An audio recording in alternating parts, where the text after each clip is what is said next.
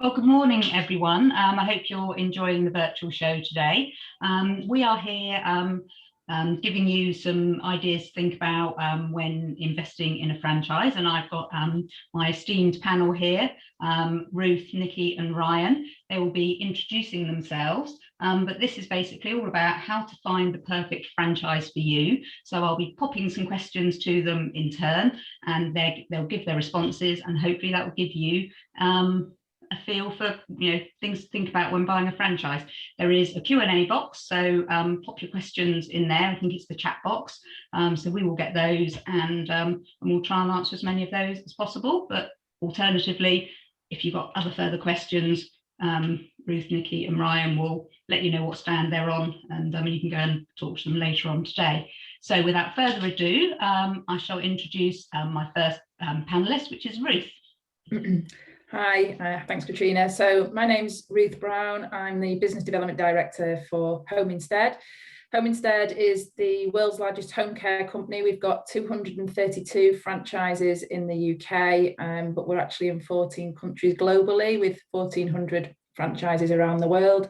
We basically keep people at home and specialise in companionship, home help, personal care, dementia care, living care, end of life care.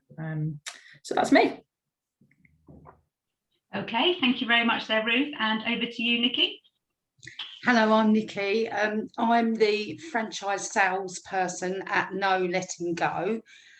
So my role is onboarding new franchisees and working closely with you during your first year to sort of get your business established.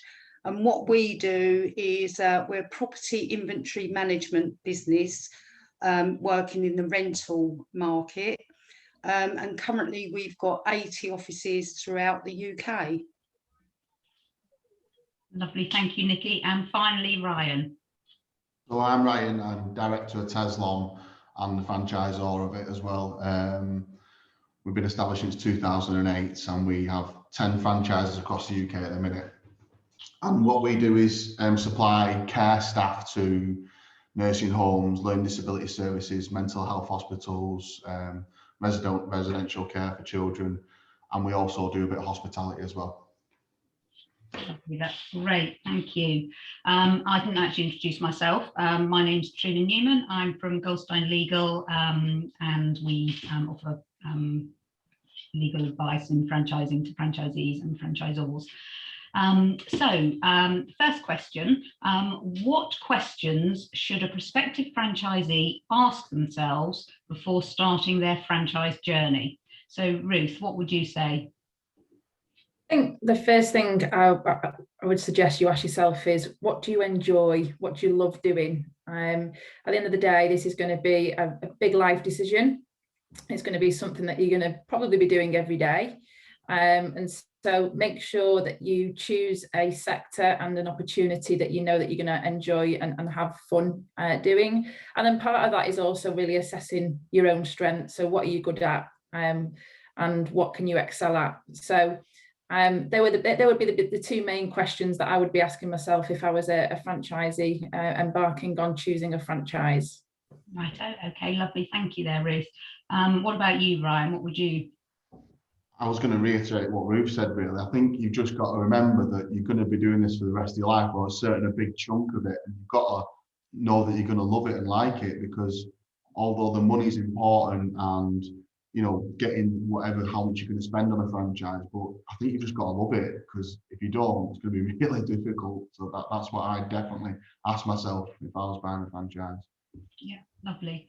And Nikki, have you got some other things there that you can think of? Well, it's pretty similar, really, and I think the first most important thing is deciding, the type of business you want, whether it's like a man in a van or a management style business. So first of all, deciding sort of what route you want to go down. And I think really, really importantly, what you need to be asking yourself is all the silly, obvious questions, really. Do you have the support of your family when you're starting out? Are you in good physical health? Are you able to get yourself up in the morning and work for yourself? We all know when we've got a boss and that accountable job we've got to do, you're accountable to you. Have you got Can you do that for yourself? You know, just sort of, I think, just asking your own personal questions. And obviously the capital, you know, have you got the capital, the right investment, you know, for when you're starting out, really? Yeah. So, yeah, so that's great there. You popped in some other bits and pieces. One thing that you touched on there was you talked about the different types of franchises, you know, whether or not, you know, you're man in a van or a management type franchise. Ruth, do you just want to, you know, we'll go through all three of you, but do you want to just say a little bit about, in terms of, you know, each of your three different franchises, where you fall into that category in terms of what type of franchise that you are? So Home Instead is a management franchise, so you don't have to come from a care background to come into our opportunity, but you do need to be able to lead people and manage people, because that's the core strength that we're looking for. Our business is a people business, so yeah, I think a management franchise is quite often where you are leading a team or leading a type of business with people involved. But I would assume that with domiciliary care, that even though you are managing a team of people that do the caring, that you need to be able to actually, you know, sometimes sort of be able to do that yourself in a, you know, in an emergency situation, you know, if someone's, you know, off sick or whatever, or do you just feel that it's something you perhaps should be able to do so that you know what it is, so that you're part of the team, that you actually understand, or would you not feel that the franchisee would ever actually need to actually do any of the care themselves? So there may be times in the early days that they may have to step in, but the idea of our model is that you from day one you recruit a team of people. So you'll have a care manager who is looking after the care operations. The business owner is responsible for the business, so business development, marketing, finance. But obviously, because they are running a business in care, they need to know about care. They need to understand it. They're a nominated individual with the CQC, which is the governing body. So they really need to understand what their responsibilities are. But it's very rare that they'll have to actually step in and actually deliver care. Righto. Okay, lovely. Nikki, how does yours work then? You know, are you actually doing, you know, are you doing it, or is yours more of a management franchise? Well, we are a management franchise. So what we do is we do inventories, check-in, check-outs for the rental market to enable a landlord to make a claim on a tenant's deposit, you know, or for a tenant to be able to dispute a landlord trying to take money from their deposit. So that's basically what we do. But when our franchisees start, we want you to go out in the field and do all the reporting yourself. You know, and sort of after 3 to 6 months, you really want to be having a team that's going out doing the day-to-day groundwork. And the reason we want you to train up to do all the reporting to start with is firstly to keep the consistency of the quality of our reports, and that when you're recruiting your team, you've then got the experience of how to train your staff to get the same exacting standards in your reporting that you would want. You know, so it is a management, but we do like you to be hands-on. And you will find we have some franchisees who might do one job a month just to keep the client relationship going. Yeah, okay, lovely. And Ryan, what about you? How does Tezlom work in that way? It's a management style business, but we do train the franchisees in every aspect of the business from day one. And we try and grow the team, so we do start off and go for every department, so to speak. But obviously, to grow the business, you need different people in different departments. And I think you just look at the skill set of that individual. So if someone's naturally a salesperson, they would probably do the consultant side of it, where they go and see the client, find out what the wants and needs are, etc. And then if they're more sort of the compliance sort of person, they might do the compliance of them workers and the payroll and the management of the staff and that sort of side of it. But we do try and train them in every aspect of the business. Yeah. Okay, lovely. So thinking about your potential franchisees when they come to meet you, for that very first time, what kind of questions should you think they should be asking you? So as the franchisor, what questions do you think the franchisees should be asking? So Nikki, what would you say? What type of questions? Well, I think it's a case of sort of alignment between you as a company and the potential franchisee. So I think you should be asking, you know, what is us as a franchisor? What's our plan? What's our future? Where do we see our business going, to see if it falls in alignment with them? They need to be asking us about our success stories, but more importantly, they need to be asking about our failures. You know, and sort of the values of the company, you know, are they in alignment with our core values? So I think all those sort of questions really. Yeah. I think it's quite key for franchisees to understand how it is for franchisees that aren't doing so well within the system, what kind of support the franchisor is giving them. So it's, you know, that's quite key, because ultimately, you know, sometimes things don't always work out so well because something, you know, there might be a situation where something's gone wrong. So you want to know that the franchisor is going to support you in that situation. So it's, you know, it's a really good question to ask. Yeah, I think they have 100 hats to wear, don't you? You know, the marketing, the sales and everything, you know, and, you know, and at head office, you've got somebody that can help you wear that hat and support you during, you know, that bit that you may not be so good at. Yeah, you know, it could be accounting, you know, your accounts, your credit control, marketing, sales, you know, so there's somebody to help you wear that hat.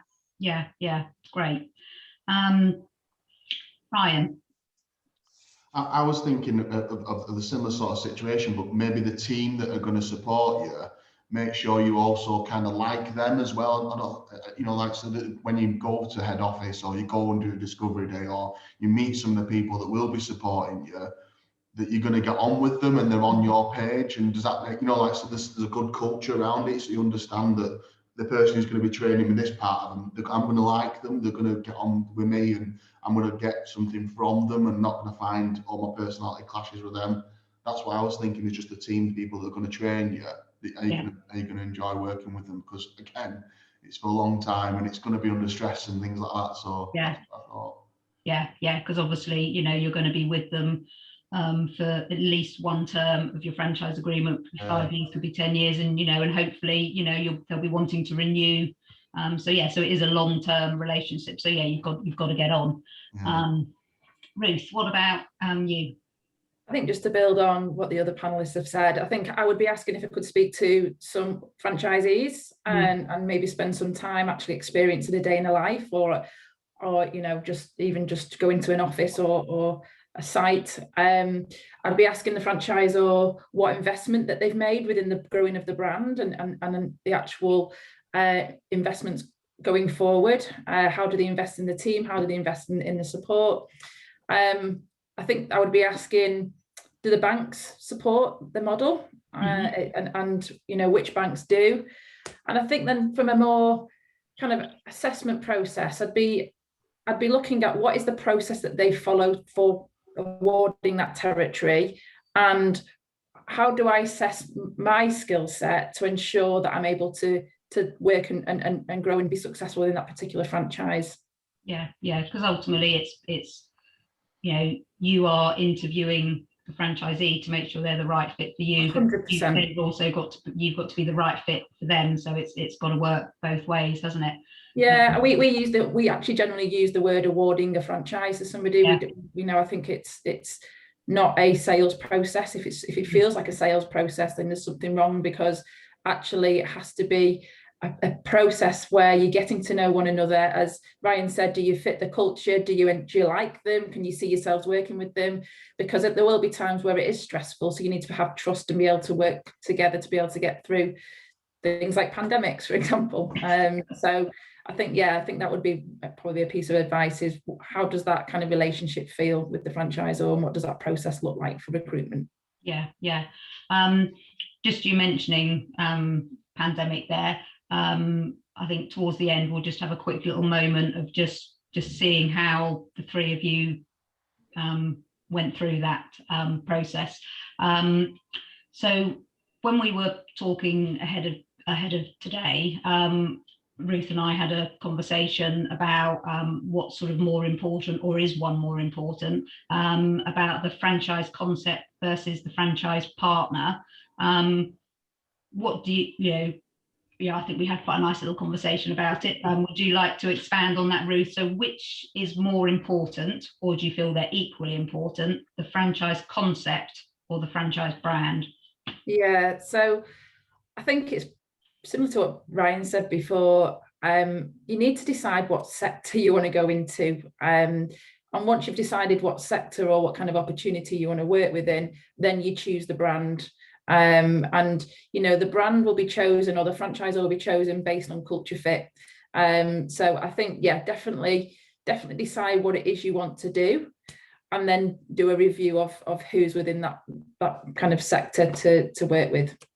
Right. Okay. So so think about the sector. So so if you're thinking domiciliary care, then talk to the different franchisors within that, rather than just thinking, I want to do a management franchise. Oh, Ruth, Nikki, and Ryan all do that. I'll go and talk to all of them. I mean, obviously do talk to all of them, but it's about your sector that you want to work in, because I suppose, as we've mentioned several times this morning, it's about having a passion for something. So. Yeah, and the right skill set. If you don't, I think I said to Katrina, if you don't like people, you wouldn't choose home care. So if you want to do process, then you would choose something that's slightly different. So I think it's also deciding what do you enjoy doing, what do you like doing, what's your skill, and then find then the right franchise, that opportunity that fits that. Yeah, great. Okay, lovely. So thinking about one of your thriving franchisees. So just sort of visualize them now. Why do you think they are successful? What is it about them that places them, in that really top-notch level of success? So Nikki, do you want to? Yeah, when our CEO Nick Lyons set up No Letting Go, he sort of done a bit of research into, because primarily our customer base is letting agents, property management companies. So he went round doing some research, seeing what all their pain points were within our business and our industry. And then what he did is he set the company up on 3 core values, like around that. So really, when we've got successful franchisees, they just fit into those core values. And we also have like this little formula for success, like 8 steps that you repeat doing, so that will build and grow your business to make it successful. And, and we've got many very successful franchisees, new and old. And the good ones are the ones that have the stuff you can't teach them, the hunger, the desire to build the business, but they follow those 8 steps for their formula for success, and it's and that's what makes them successful, by having the hunger, fitting in with the core values, and just following our proven formula. Yeah, because ultimately that is what franchising is. You are buying into a business that has got a proven formula that works, and that is what makes franchising successful. So what you've just said there just completely backs that up, that if you follow those 8 steps that you have worked out over the years, that's the model for success. You will be successful, and that is the joy of franchising. So Ryan, how about you? Who's not naming names, not who is your I was thinking about one this morning, and so I always think following the process is always key. People who did that, but that's inevitable. That if you follow the process, it's definitely gonna work. But I think being communication, keeping in touch with your franchisor and your franchisee on a regular basis about where you're up to and how's it going, that seems to be like something that I find when they're up for that and they're constantly telling you up to where they're going and what's the next step and things like that, seems to be something that I spot when people are being more successful. They seem to keep that communication going all the time. And delegating and being able to grow the team quite quickly. There's another one is being able to look at, right, okay, what's my skill set? What am I good at? What am I bad at? Let's get some people recruited in my office to do that with me and learn to give tasks out and manage their people. I feel like they're the ones that seem to grow quite rapidly and seem successful that way. That's what I would say. So the ones that obviously stay on process the best and be able to do that delegated to the team. Yeah. That's what I find the quickest ones. Excellent, thank you. And Ruth. Yeah, so I am going to name a name if that's okay, because he's actually on the stand today. So Haylands they've got 5 of our franchises up in Scotland, and if I actually look at what their recipe for success is, I'd say there's probably focus on 3 core things as a foundation of their business. I think the first thing is that they've really set a clear vision, and they communicate that vision at every opportunity, and truly believe in that vision as well. I think with that, they then recruit the right people. And it's a bit, as Ryan said, they recruit people that fit their team, fit their skill set, fit their culture. And then linking into that, the third thing is they've created a really ambitious culture. But when you actually speak to the team, you know, they'll all say how much Taz and Sahel invest in them, invest in their development, invest in them as people. But they've also created a culture which is fun. And you know, everybody loves going to work and everybody enjoys it. So I think those 3 things, which are, like I said, vision, people and culture, are fundamental to success. Yeah. I noticed you said they've got 5 territories. We have, yeah. So is that normal to have more than 1 territory? It's a good question. So Sahel is what we call an enterprise owner. And so that's anybody that's got 5 or more. So for the top performing offices, we will award what we call multi-unit or enterprise ownership, but they have to have achieved certain criteria. So they've had to be operating for at least 3 years. They've got to be in the top 25% of performance. They've got to see consistent growth for those 3 years. They've got to be number 1 in terms of client and caregiver engagement and satisfaction. And they need to be obviously top in terms of regulation and quality with us, as well as the governing body. So for the right owners, multi-unit and enterprise ownership is an opportunity, but you don't get an automatic right to a 2nd or 3rd territory just by having a franchise with us. Yeah. Okay, so even if you are an existing franchisee and there's a territory available, if you haven't met that criteria, you exactly. So yeah, so I think one of the things we have recognised is to run a multi-unit or enterprise is you need a certain skill set, which is about leading a senior management team, not about actually running a franchise. And so that's one of the things that we assess when we award an additional area to a franchise office. Yeah, great. Okay, lovely. So we've just talked about the franchisees that are doing really well. So we've talked about the support that you give to franchisees that perhaps aren't doing so well. Again, I'll go through all 3 of you. So starting with Nikki. So think about a franchisee that isn't doing so well, and obviously this is probably not a time to name names, definitely. But why do you think it is that they're not doing so well, and what can you do to help them? Yeah, I think it's sort of during the process of onboarding franchisees, sort of from the first meeting till the day they're starting day 1 of training. You generally know sort of what they're weak, what somebody's going to be weaker at and stronger at. Hopefully we sort of focus on that during our training to help them get to that point. So I'm just trying to think of one in particular, and I'm not going to name names. Because if they saw this, they'd probably guess who they are. But there's one in particular that is very, very good personally, but just not on the telephone.